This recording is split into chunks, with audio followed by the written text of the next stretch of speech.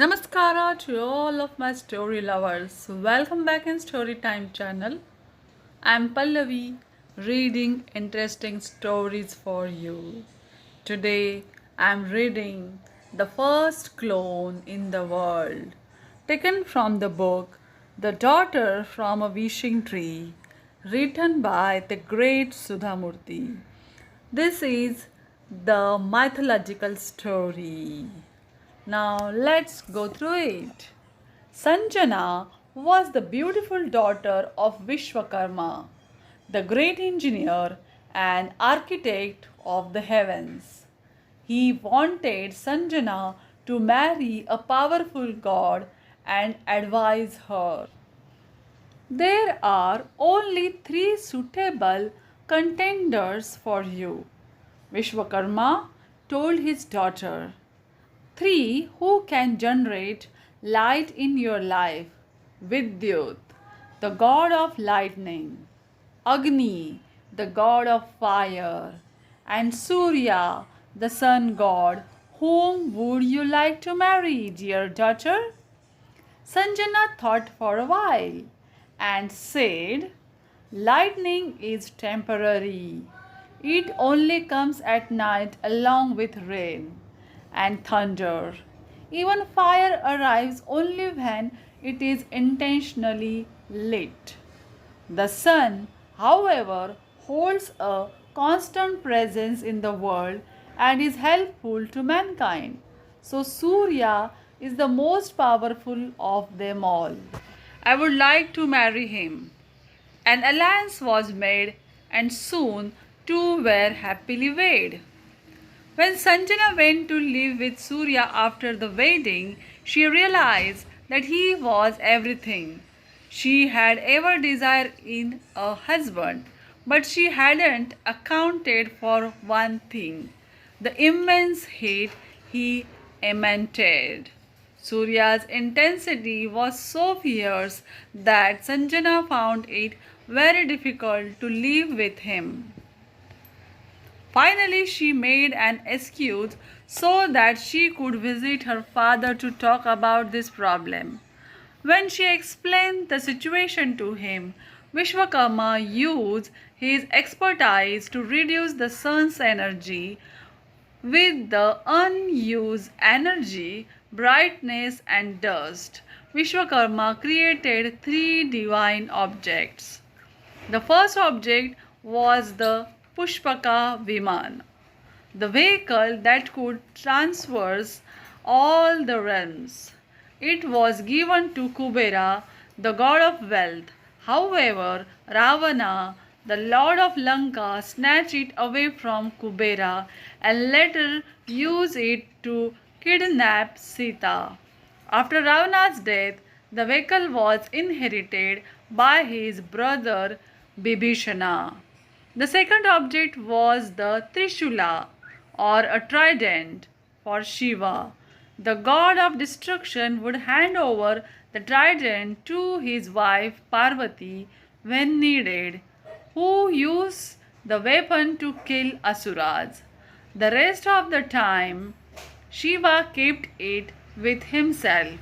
Today, the trident is synonymous with Shiva and his presence. The last object was the discus, the Sudarshana Chakra, which was given to Vishnu, the god of preservation. The god is almost always represented holding the discus in his hand. Mythology describes the chakra as a weapon that has 108 sharp edges in two rows that move in a circular manner and in opposite direction. It is found across stories in Hindu mythology. Vishnu used it to beheaded Rahu and Ketu, the two asuras pretending to be gods so that they could obtain the nectar of immortality. It was also used to cut the mountain of Mandara in order to convert it into a churning rod to be used for the churning of the ocean. The discus was also used by Krishna, one of the Vishnu's 10 avatars. on rare occasion in Mahabharata. The first time Krishna used it to behead Shishupala, who insulted him during Yajna. And the second time he used it to create the illusion of sunset in order to facilitate the slaying of the enemy Jayadratha. During its last use, Krishna wielded it to display his true form to the warrior Bhishma and to encourage Arjuna to fight the great war with his full potential. Once Vishwakarma finished creating the divine objects, Sanjana went back to her martial home with hope in her heart. This time, Sanjana felt an obvious reduction in Surya's energy. However, she still could not bear it. If she went to her father's home again, Surya would call her back in some time, and her father too would send her back, asking her to talk it out with her husband. Sanjana thought hard. She was the daughter of a creative engineer and had learnt a few tricks from her father over the years. So she decided to clone herself, but with one tweak. Her clone would easily be able to withstand the sun's warmth. She named her clone Chaya and instructed her to behave exactly like her and to live with Surya. Sanjana is created as the first person in Hindu mythology to have thought of and carried out the concept of cloning. After she created the clone, Sanjana went to her father's home to relax and spend some time with him. At ease with the knowledge that Surya wouldn't call her back, she decided she would return when she was ready. In the sun's god's home, Surya wasn't able to distinguish between Chaya and Sanjana, and Chaya continued to stay with him. In time, she gave birth to a son and named him Shani. When news of the birth reached Vishwakarma's abode, he was furious and confronted his daughter. Left with no other choice, Sanjana admitted to her scheme and told him about the clone. Vishwakarma was aghast. My dear child, you have done a terrible wrong. Cloning disturbs the balance of nature and the equilibrium of the human race. Don't ever do that again. Now go back to your husband's home. Realizing her folly, Sanjana returned to her martial home. She destroyed the clone and somehow managed to live with her husband. Despite the terrible heat, Shani didn't realize that his mother was no more and kept thinking of Sanjana as his mother. Time passed and Sanjana gave birth to twins, Yama and Yami, a boy and a girl. Now Surya had 3 children, including Shani. But Shani constantly reminded Sanjana of Chaya, and she gradually became resentful towards him. She neglected him, and over time, the poor boy began getting depressed. He had no idea that Sanjana was not his real mother. He often wondered why she would single him out. Surya, on the other hand, was too busy with his godly duties to realize that his son was upset and frustrated. Sometimes, when Shani became lazy, Sanjana would exaggerate his behavior when taking to her husband. Gradually, this created a rift between father and son. When the children became young adults, Surya called them to his chambers and said, "You are all old enough to handle more duties, and I have decided to give each of you some responsibility." To Yami, he said, "You are a wonderful daughter. Go and flow on the earth as the river Yamuna. You will be lucky because Lord Vishnu, in the form of Krishna, will grow up around you for a period of time. People who take a dip in your waters will wash away their sins, and the women who take a bath in you during the festival of Diwali and pray for their siblings will see all their wishes come true.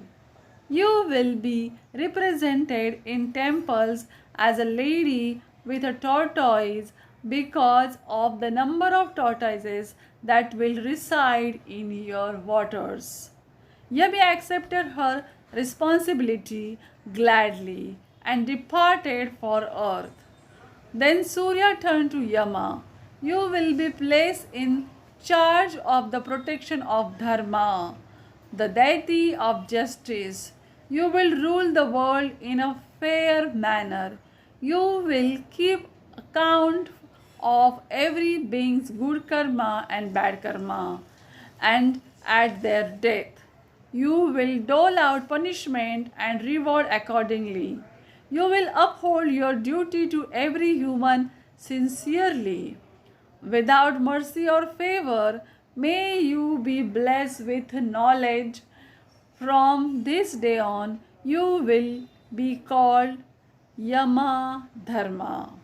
Yamadharma also accepted his responsibility gladly and departed for Mrityu Loka, the place where all souls go after death. Now Surya turned to Shani and said, "You are completely useless. I will not give you any responsibility." Shani was taken aback. He had not expected this treatment from his own father. He looked at Sanjana. "Mother, why are you quiet? Be honest with me. You haven't cared for me since I was young. Whenever I fight with father, you don't try to stop it. Because of your behavior, I have become a frustrated and depressed man. What kind of parent are you? Nobody should have a mother like you." Sanjana was livid. She interrupted him. "You have abused your mother. A mother is the strongest force in this world. No matter how she is, I curse that your legs get paralyzed from this moment on." Immediately, Shani fell to the ground as one of his legs gave way and showed signs of paralysis. Surya was startled by Sanjana's ferocity. Shani's behavior is understandable. He is young and still learning the ways of the world. But how can a mother curse her child? He wondered. He turned to Sanjana and said, "I am astounded by the harsh and quick curse you have placed upon your own son. How can you do this? It is your duty to console him and guide him with patience. I am beginning to think that there is some truth to Shani's allegations. Tell me what is going on." Sanjana, who had been holding this secret in her heart for a long time, couldn't contain it any longer and spilled the beans about Chaya and her son Shani. Surya's heart filled with compassion for the motherless boy. He said, "My son, I have made a grave mistake. I am guilty of being too busy with my duties to notice the difference between Sanjana and Chaya. But that is no excuse. The fact is that you have suffered dearly because of my error. I will reverse Sanjana's curse, but a small limp will always remain in your leg because I too don't have the power to neutralize a mother's curse completely. Now try and stand." As Shani stood up, Surya added, "I have given your brother the grave responsibility of judgment after death, and you, my son, I give the harder responsibility of doling out judgments, punishments, and rewards. But it will be during people's lifetimes so they can learn and improve themselves. You will have an indispensable place in the planetary system as Saturn. Do your duty sincerely, without favor or fear, just like your brother Yama. You will have control over people's egos and will check their nature, leading them to prosperity. You will not spare anyone from the consequences of their actions, irrespective of whether they are human, god, or demon. I'm sorry that I can't undo the past or take away your suffering, but I assure you that this position will make you the most powerful planet. Shani was surprised. I am happy that the truth has been disclosed, he said. Now I can find closure and peace in this revelation. Father, I will obey your orders. I will appear in every person's life a maximum of 3 times, and each time I will stay with him or her for 7.5 years. It will be called Sade Sati. The person will feel pain as intense as my suffering, but they will emerge stronger and purer from the experience, and I will be very compassionate with him or her. Since we both have a history of conflict, I will not stay with you in the same house in an astrological horoscope to avoid further difficulties. Surya nodded in agreement and Shani departed. Surya now turned his focus towards his wife.